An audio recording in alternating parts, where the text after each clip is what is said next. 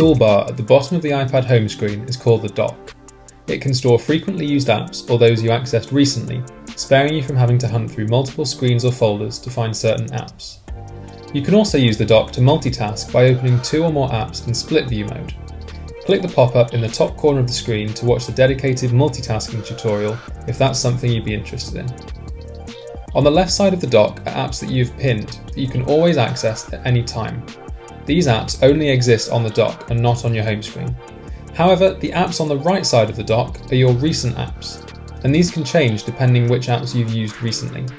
This is why you might see the same app twice, on your home screen and also in the recently used section of the dock. You can access the dock a couple of ways depending on your current screen. On the home screen, the dock is always visible. If you're in a folder or an app and want to see the dock, swipe up just a little bit from the bottom of the screen to reveal it. If you want to add an app from the home screen to the dock, long press on the icon until you see a pop-up menu and tap Edit Home Screen.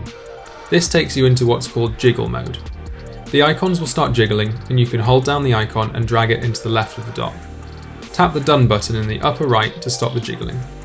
You can also add entire folders to the dock in the same way.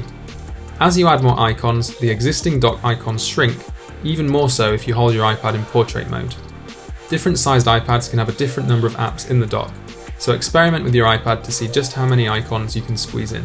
To remove apps from the dock, re-enter jiggle mode and hold down the app you want to remove and drag and drop it onto the home screen.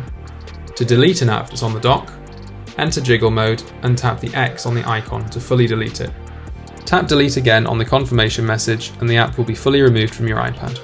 If the app has no X, that means it's a built-in app that can't be removed.